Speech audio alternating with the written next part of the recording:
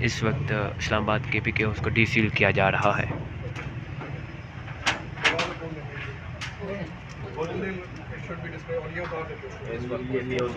कर दिया गया है, बाकायदा तौर पर केपी को उसको डीसील कर दिया गया है जी। ये एक्सक्लूसिव मनाज़िर है। लगाया गया ताला भी खोल दिया गया है और जो पेपर लगाया गया था उसको भी उतार दिया गया है।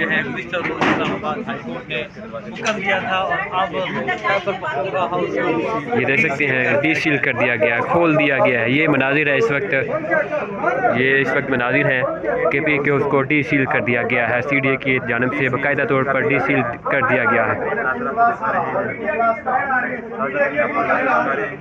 हमारी कानूनी जंग जारी है। मैं इस चीज़ में भी प्रोटेस्ट करूंगा यहाँ पर कि इमरान खान से मुलाकात बंद कर दी गई।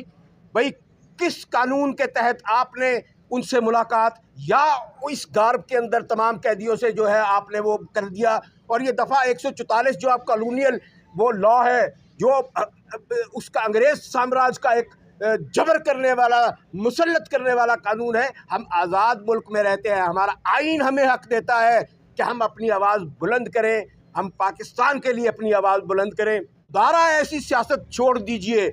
और ये एक मखसूस जमात जो जब भी इक़्तिदार में आती है तो इनका एक ही एजेंडा होता है कि ये कहते हैं कि ये विफाक के लिए ख़तरा है, ये इस्लाम के लिए ख़तरा है। कभी ये इमरान खान साहब के बारे में कह देते हैं जब लेटर लिखना होता है ऑक्सफोर्ड को कि ये फनाटिक मुसलमान है, ये एक फंडामेंटलिस्ट मुसलमान है। और जब बात आती है तो वो एक जरीदे के अंदर इजराइल के खुद ही एक ख़बर छपवा के कहते हैं कि ये हमारा स्टांस बिल्कुल क्लियर है। हम किसी भी हवाले से अपने मुल्क की सोवरेनिटी के ऊपर ना कभी कॉम्प्रोमाइज़ किया और ना कभी। आपकी कैमरे की विसादत से पूरा पाकिस्तान ये आज जो केपी हाउस जो खोला गया है जिसको गैर कानूनी तरीके से बंद किया गया था, आपके कैमरे की आंख ये पूरे पाकिस्तान को और ओवरसीज़ पाकिस्तानियों को दिखाएगी। ये 7 तारीख को जो है एक शबखून मारा गया, एक यलगार की गई यहाँ पर। और इस हाउस को जो कि प्रॉपर्टी है खैबर पख्तूनख्वा की, इससे पहले ये 1973 में एलोकेट की गई ये जगह, एलोकेटेड जगह जो है ये NWFP को ये दे दी गई कि उनका यहाँ पे हाउस हो। और आप यहाँ जहाँ मौजूद हैं यहाँ बलूचिस्तान हाउस भी है, यहाँ सिंध हाउस भी है, इसी तरह यहाँ पंजाब हाउस भी है और ये इस तरह खैबर पख्तूनख्वा हाउस आपके सामने है। तो जब इसको सील किया गया, इसके अंदर तोड़ फोड़ की गई, वज़ीर आला साहब को जो है उन पर यलगार करने की कोशिश की गई। और ये मैं समझता हूँ ये एक बचकाना हरकत थी। ये किसी को ज़ेब नहीं देता कि विफाक के एक अलामत को, खैबर पख्तूनख्वा सूबा जो है वो विफाक का हिस्सा है। तो आप उसको क्या पैगाम देना चाह रहे थे खैबर पख्तूनख्वा के गयूर अवाम को, पठानों को, कि हम आपको ये इस्लामाबाद के अंदर जो कि विफाक की निशानी है, आपका जो एक घर है ये उनका घर है पख्तूनों का, कि हम उसको बंद करने लगे हैं, हम उसको सील करने लगे हैं। और इसकी नालिश हम लेके गए अदालत के सामने। तो अदालत ने जब नोटिस किया और इस्तग़फ़ार किया कि भाई आपने ये क्यों बंद किया है, तो उनके पास कोई जवाब न था। उन्होंने ये कहा एक भौंडी सी बात कि जी इल्लीगल कंस्ट्रक्शन है। भाई इल्लीगल कंस्ट्रक्शन जो है आपका तो इस कंस्ट्रक्शन से कोई ताल्लुक़ नहीं है। ये सब्जेक्ट खैबर पख्तूनख्वा बाहर तौर जब हमने ये कंस्ट्रक्शन की तो हमने इनसे भी CDA से परमिशन ली और CDA की सैंक्शन के साथ ये जो है हमें यहाँ इजाज़त मिली और हमने ये अपनी लीगल कंस्ट्रक्शन की। लेकिन जज साहब ने सवाल किया कि ये क्या तरीका है कि वो वहाँ से जो है कॉन्वॉय आता है, वहाँ से लोग आते हैं, पुरअमन आते हैं, एहतजाज करते हैं, डी चौक पे जाते हैं। जब वज़ीर आला साहब वहाँ से यहाँ आते हैं तो आप एकदम इसको आके सील कर देते हैं। इससे हम क्या शायबा लें कि ये सियासी आप इंतकाम लेने के लिए बंद करना चाह रहे हैं, तो ये हम आपको इजाज़त नहीं देंगे। और कल जज साहब ने वाज़े अल्फाज में, चीफ साहब ने जो है इस्लामाबाद हाई कोर्ट के कहा कि आप फिल फौर जाके उसको डीसील कीजिए। हम कल शाइस्ता खोसा साहिबा ये कल वहाँ रात 11 बजे तक, 11:30 बजे तक CDA के ऑफिस रहीं, वहाँ पर उनके साथ जो है नेगोशिएट किया। लेकिन रात 11:30 बजे तक इन्होंने आके इसको डीसील नहीं किया।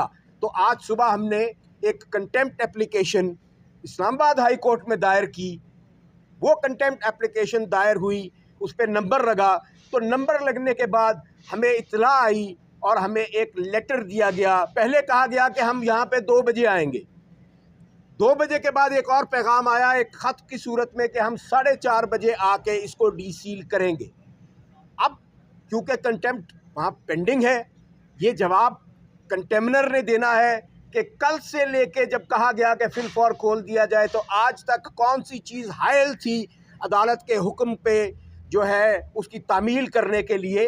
तो अब जब ये लगेगी, क्योंकि आज हम चाह रहे थे ये लग जाए, अब क्योंकि ये खुल गया है हमारा घर तो हम नहीं चाहते, अब इसको हम ले जाएंगे इसमें अर्जेंसी के हवाले से। जुमेरात को उम्मीद है कि वो लगेगी और जुमेरात को आकर यहाँ पर CDA वालों को ये बताना पड़ेगा कि अदालती हुक्म होते हैं, अदालत कभी फ़ैसला करती है मखसूस नशिस्तों का तो पता लगता है कि इलेक्शन कमीशन एक लेटर लिख देता है कि भाई हमें इसकी वजाहत की जाए। जब वजाहत आती है तो उसके बाद फिर मज़ीद वजाहत के लिए लिख दिया जाता है, फिर कोई और बहाना बना दिया जाता है। जब भी अदालत कोई फ़ैसला करती है और उसके अंदर कोई ना कोई मसलहत, कोई ना कोई चीज़ आ जाती है, मैं उम्मीद करता हूँ इस्लामाबाद की एडमिनिस्ट्रेशन से कि वो बड़ा दिल करेंगे।